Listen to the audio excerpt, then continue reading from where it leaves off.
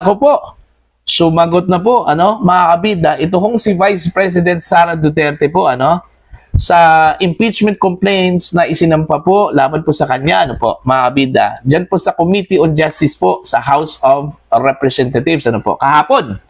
Okay? Inaabol po niya yung deadline po, mga kabida, na binigay po sa kanya, Sa halip na sagutin po niya yung mga aligasyon po, punto por punto po, mga kabida, kinwestiyon po niya itong impeachment proceedings, Okay? Yung constitutionality po niya dito, mga kabida, po? Okay? Eto, babasahin ko lang po itong article ng Ang Batas PH, mga kabida. Vice President Sara Duterte questioned the constitutionality of the impeachment proceedings being conducted by the House Committee on Justice, claiming the process lacked due process and fairness. Actually, inaasahan ko na po ito, mga kabida, na ito po ang gagawin po ng Vice Presidente, In fact, sa akin pong palagay po, mga kabida, dudulog po ito sa Korte Suprema, para questionin yung constitutionality po ng proceedings. Kaso lang po, dumiretso po, mga kabida, direkta po doon ho sa Committee on Justice yung kanyang pag-question po dito, mga kabida, sa halip doon po sa Korte Suprema, Okay, eto. Tuloy po tayo. In her answer ad cautelam, Duterte, through her legal counsel, Michael Pua, argued that the impeachment complaint failed to present a clear narration of facts necessary to establish the allegations against her. Ito yung sinabi po ng kanyang abogado po, mga kabida. We raise due process issue because of what we feel sa aming pananaw ay hindi naging uniform yung standards ng pagdetermina ng sufficiency in form and substance doon sa naging impeachment complaints laban sa ating Pangulo at impeachment complaints laban sa ating pangalawang Pangulo. Ayun. Yung double standard po, mga kabida, yun yung question po, mga kabida, ng kampo po ni Vice President Sara Duterte. Dahil magkaiba daw yung standard na ginamit doon ho sa pagdinig sa impeachment complaint laban ho kay Pangulong Ferdinand Bongbong Marcos at dito ho sa impeachment complaint, laban ho kay Vice President Sara Duterte. Okay? At isa po sa mga kini-question po nila, mga kabida, ito hong pagbebend po, mga kabida, ng batas ng ilan po sa mga miyembro po ng Committee on Justice po, diyan po sa House of Representatives, po. Particular na po, yung panukala po, mga kabida, na isomon po yung bank accounts at saka yung SALN po, ni Vice President Sara Duterte, which is ang tingin po, mga kabida, ng Vice Presidente po doon, malinaw po na fishing expedition po yon, mga kabida. At malinaw po, mga kabida, na wala hong malakas na ebidensya na hawak ito hong complainants laban po sa kanya. Alalahanin po natin, mga kabida, meron pong itinakdang guidelines po, ito hong Korte Suprema dito ho sa impeachment laban ho kay Vice President Sara Duterte, po. Matapos pong ibinasura po ng SC yung naunang impeachment complaint, nung nakarang taon po, mga kabida, dahil ho unconstitutional po, mga kabida. At nakita po ng Korte Suprema na hindi po binigyan po ng due process po ang Vice Presidente, nilabag yung kanyang karapatan po, mga kabida. Kaya dito sa bagong impeachment complaints, na inihain po ng mga complainants at inendorso po, mga kabida, ng ilang mga kongresista dyan po sa House of Representatives, may guidelines na po silang sinunod. Okay? At dito po sa guidelines na ito, mga kabida, kailangan pong ibigay po kay Vice Presidente yung due process at saka yung pagrespeto po ng kanyang karapatan po, mga kabida.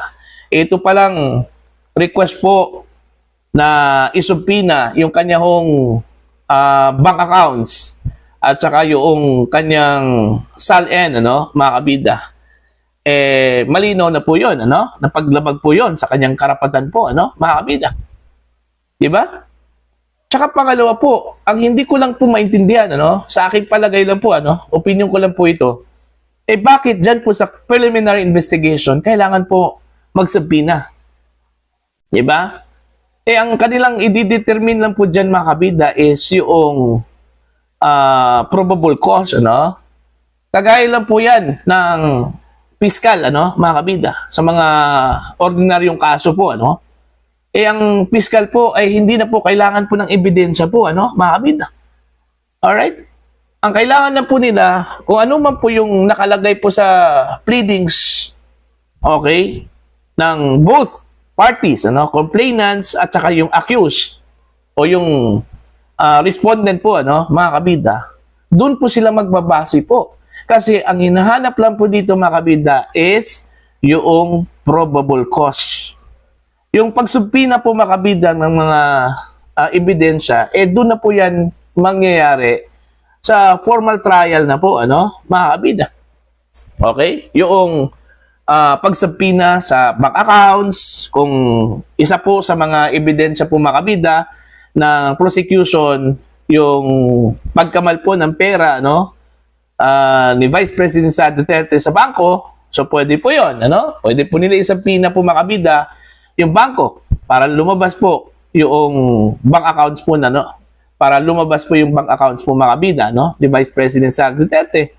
Pero nagtataka lang po ako, dito pa lang sa Committee on Justice level po, ano, mga kabida, may mga suggestion na po, ano, na kailangan na po maglabas o mag-issue po ng subpoena ang Committee on Justice para po sa bank accounts at saka SALN po ni VP Sara, no, mga kabida. Which is very unlikely po. Okay? Para sa akin, ano, mga kabida. Kaya nga, dito si Sara Duterte, nagulat din kung meron kayong ebidensya, no, dyan sa complaints na isinampa po nila, no, laban po sa Vice Presidente, doon pa lang sapat na po yun. Kasi hindi po beyond reasonable doubt ang hinahanap po dyan, mga kabida, kundi yung probable cause lang po. Para ma-justify po mga kabida na kailangan po ng full-blown trial, ano, dyan po sa impeachment court. Diba? So, yung tuloy, ano, kinwestiyon po ng Vice Presidente yung tila paglabag po ng due process, mga kabida, at karapatan po ng Vice Presidente, ano, dyan po sa Committee on Justice. Okay?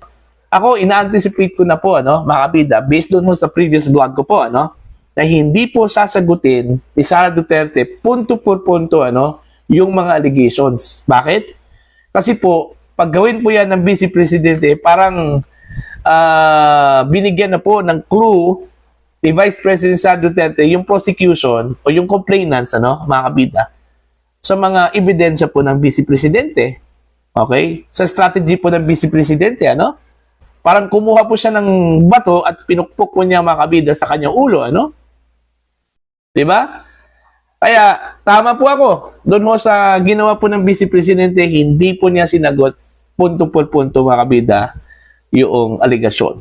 Sa halip po, ay kinwestiyon po niya yung proceedings po, ano po, mga kabida. Diba? Buti nga, dyan lang po niya kinwestiyon po mga kabida sa Committee on Justice, hindi po sa Korte Suprema, ano? Kasi kung nagkataon po, ano, na doon sa Korte Suprema po nila, ginawa po mga kabida yung pag-question po, ano, ng constitutionality, yung paglabag po, ano, ng kanyang karapatan, mga kabida, baka ma-strike to po, ano, mga kabida, ito hong House of Representatives, ano po, mga kabida.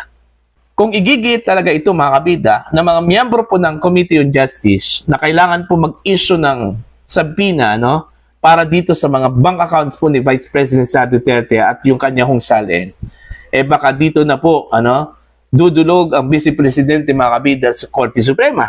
And again, babalik na naman po tayo, ano, doon po sa nauna pong ginawa po mga kabida ng Vice Presidente, questioning the constitutionality, ano, mga kabida, sa impeachment proceedings.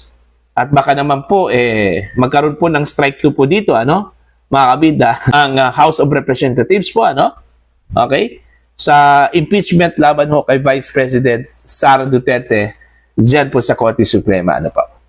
Alright? Para po sa inyo opinion at pananaw po, ano, please comment down. Sa mga hindi pa po subscriber po sa akin channel, please subscribe. Just click the subscribe